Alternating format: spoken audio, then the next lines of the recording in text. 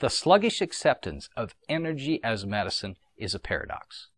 While the National Institute of Health database, or PubMed, lists thousands of articles, double-blind studies, and other truly compelling references for the use of energy as medicine, showing it effective and virtually side effect free, the U.S. healthcare community and regulatory process denies access to this technology to the people that these organizations are supposed to serve.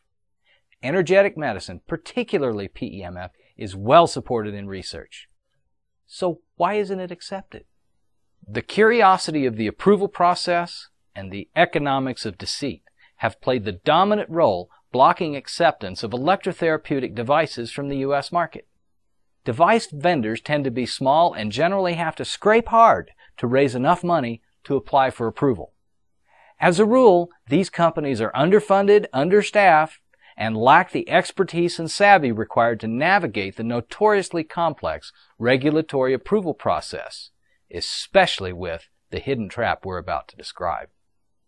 Until about 2005, any electrotherapeutic device perceived to create a competitive threat to any major pharmaceutical product has been blocked from regulatory approval in the U.S.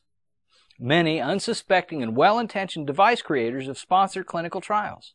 They set up review boards and often paid up to hundreds of thousands of dollars to sponsor the clinical trial process, only to receive mysterious regulatory denial. Here's what happens.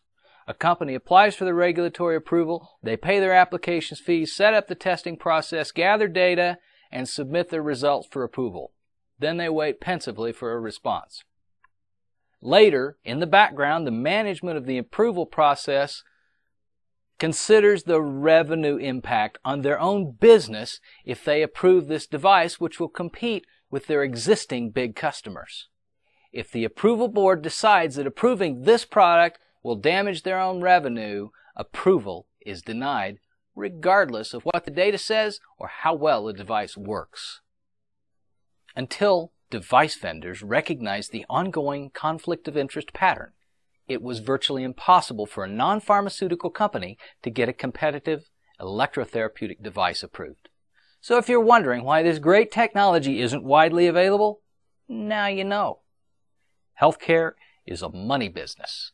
It's taken the energy therapy kids about 70 years to figure out how to avoid the deceit built into the regulatory approval process.